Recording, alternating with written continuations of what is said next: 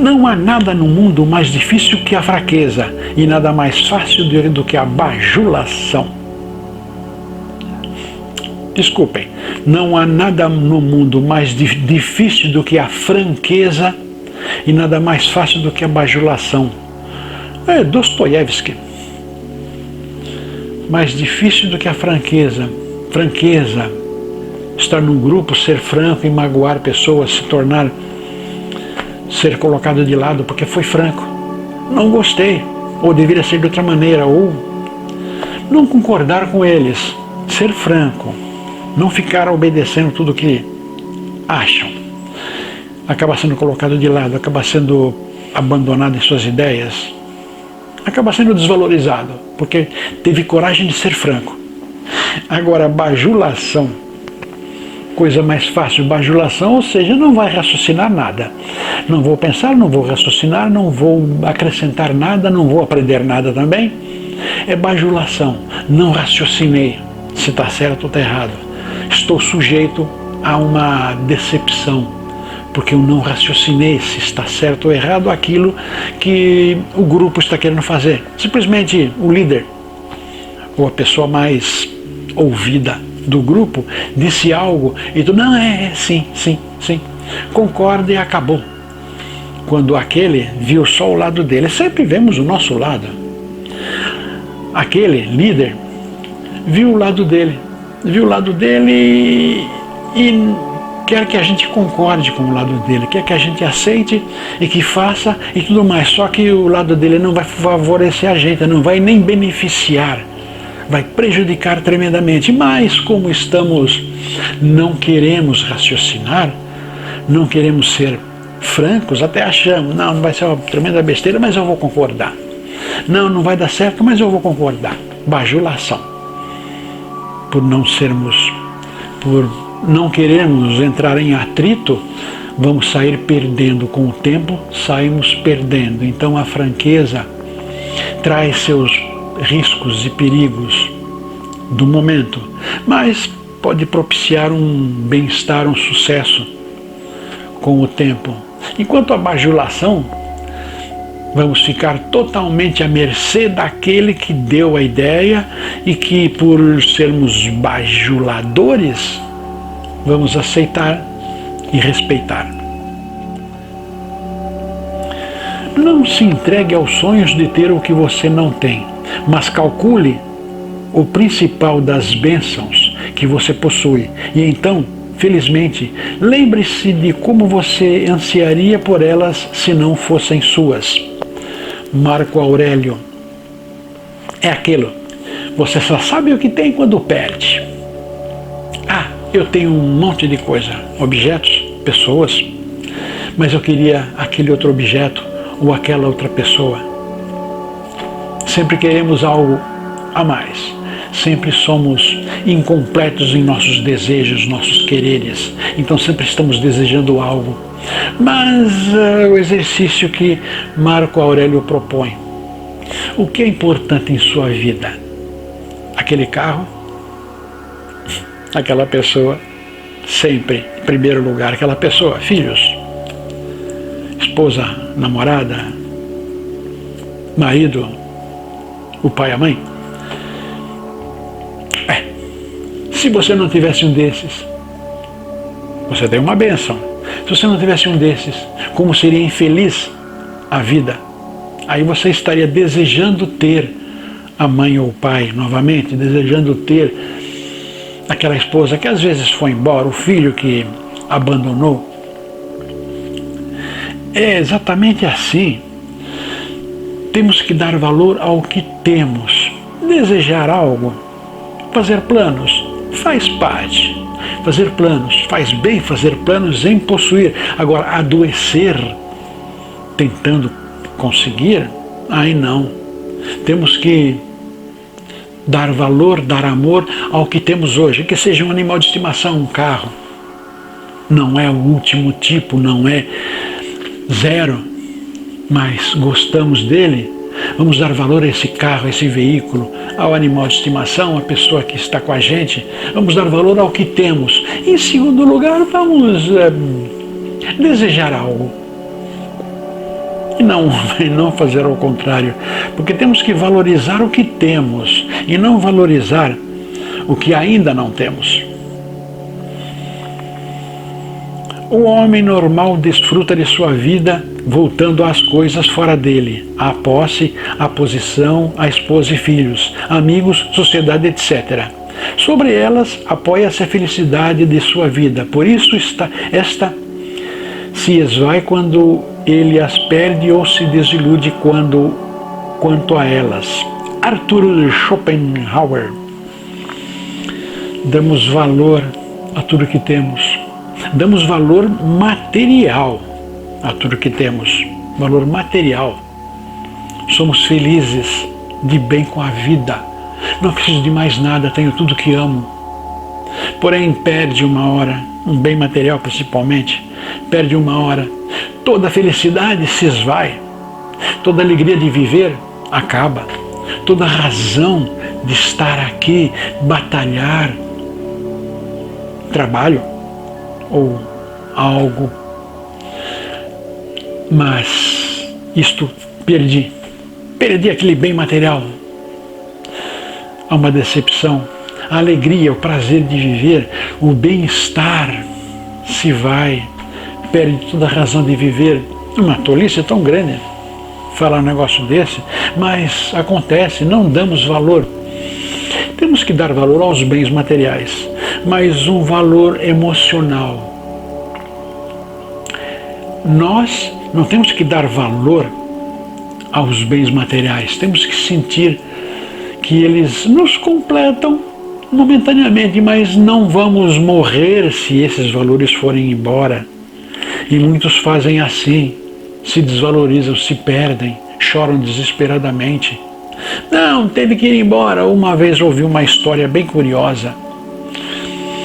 A pessoa tem um carrão, ou um celular, mais precisamente, a pessoa tem um carrão e é parado no meio da rua, é um assalto, leva embora o carro.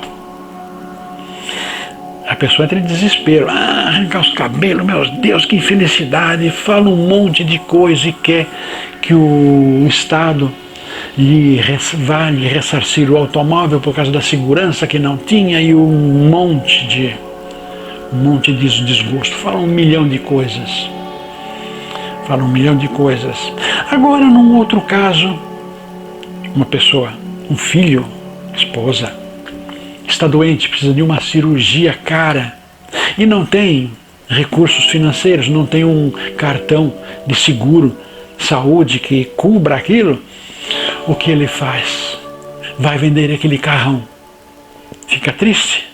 Fica triste. Vai vender o carrão, vai numa loja, vende o carrão, pega o dinheiro, leva no hospital, a pessoa passa pela cirurgia, sara, fica bem, e ele vai ficar feliz. Quer dizer, o mesmo bem material, a maneira com que esse bem material foi, no primeiro exemplo, é desesperador. Na segunda maneira com que ele foi também, ficou sem o veículo, mas foi por um bem maior, por uma felicidade. Então, o que eu digo é, vamos ter bens materiais, mas estamos administrando estes bens materiais, não pertencem a gente, estamos administrando, vamos fazer o melhor para que ele valorize cada vez mais. Um dia ele vai embora, porque foi assaltado, porque um hospital exigiu. Perdemos esse bem material, ou seja, administramos ele e, de certa maneira, num desses casos, devemos agradecer por ter este bem material e poder abrir mão para salvar quem a gente gosta. No primeiro caso, uma chateação. Quer dizer, nos foi tirado um bem material contra a nossa vontade. No segundo exemplo, nem pensamos que foi contra a nossa vontade. Resolvemos, eu vou abrir mão. A pessoa merece. Eu quero aquela pessoa comigo. E aquela pessoa vai sarar e vai ficar boa. E depois eu compro um carro. No caso do assalto, vai demorar muito até ele resolver comprar um carro. Vai ficar aquele fantasma rondando. É mais ou menos dessa maneira. Temos que ter objetos, mas não viver por eles, não viver a eternidade deles estarem com a gente. Sempre que você se encontrar do lado de fora da maioria, é hora de parar e refletir. Sempre que você se encontra do lado da maioria, é hora de parar e refletir. Mark Twain. Mark Twain. Se você se encontra do lado da maioria, temos que refletir, vamos tomar uma outra atitude. Por quê? Porque é o seguinte, todos, o universo encarnado, tem caminhos diferentes a seguir. Caminhos diferentes a seguir. Agora, se estamos adorando os mesmos princípios que uma grande maioria de pessoas, não estamos sendo nós. Vamos analisar. Vamos analisar até que ponto eu posso participar deste pensamento. Até que ponto eu posso fazer parte desse pensamento, mas o suficiente daquela proporção que vai me fazer bem, que vai me completar. Um pensamento, uma opinião, uma filosofia de vida. Uma filosofia de vida 100% ninguém pode adotar. Não é correto, não é coerente, não é sábio. Uma pequena porção desses pensamentos filosóficos podem ser adotados, mas a totalidade não. Existe uma religiosidade, vamos falar uma coisa sobre religiosidade. Tem um movimento agora chamado universalistas. Estou encontrando muita gente que participam deste tipo de movimento. Universalistas é o seguinte: gostei de tal filosofia, vou tomar aquela opinião. Gostei de tal religião, daquele ponto, daquela outra religião. Todas as religiões evangélicas, as mais radicais, magia negra, espiritualidade, filosofias orientais, de tudo. Se tocou uma frase daquele segmento, a maneira de entender uma situação do outro segmento é pegar e adotar e criar em si a sua religião. Seremos únicos frequentadores dessa religião. Seremos únicos frequentadores, então seremos totalmente diferentes dos outros. Tem um grupo que curte, que aproveita, que gosta de um tal pensamento. Vamos lá e vamos tomar alguma coisa. Não engajar, não fazer parte daquele movimento. O movimento é positivo por algum motivo, sim, mas vamos acompanhar, vamos colaborar, mas não fazer parte, assumir totalmente. Se fizer isso, raciocine, pense, por que está fazendo isso? É correto fazer isso? Não devemos fazer dessa maneira. Temos de parar e refletir como Mark Twain, porque alguma coisa está errada. Estamos começando a assumir algo que não somos. Se a morte fosse mesmo o fim de tudo, seria isso um ótimo negócio para os perversos, pois ao morrer seriam canceladas todas as maldades, não apenas do corpo, mas também de sua alma. Sócrates. Ouvi falar uma vez, evangélicos, falo muito mal de evangélicos às vezes, mas tem umas tiradas que, desculpem, mas não dá. Um evangélico uma vez disse, não sei nem se é verdade, eu acho tão absurdo isso, disse o seguinte: eu vou cometer muitos pecados durante a vida, durante a existência, mas no último instante, antes de morrer, vou pedir perdão a Deus e serei perdoado. Fácil resolver isso, né? Fácil resolver isso, mas não é assim. Cometemos erros, estamos aqui para cometer erros, estamos aqui para aprender através dos erros que cometemos, mas não podemos achar que esses erros serão perdoados, ou seja, eu vou ser perdoado, então eu vou cometer esses erros de sã consciência, porque eu serei perdoado. Mas esse perdão será de coração? De acordo com o que este tal evangélico disse, seria da boca para fora. Meu Deus, me perdoe por ter feito isso, ter feito aquilo. Fui perdoado, da boca para fora. Quando de coração, eu não cometi pecado algum.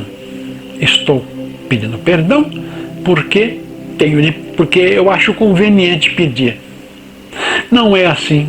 Por isso que Sócrates fala dessa maneira. Se a morte fosse eterna, para sempre, muitos agiriam dessa maneira. Fariam o pior que se pode imaginar, tudo para o seu benefício material, físico.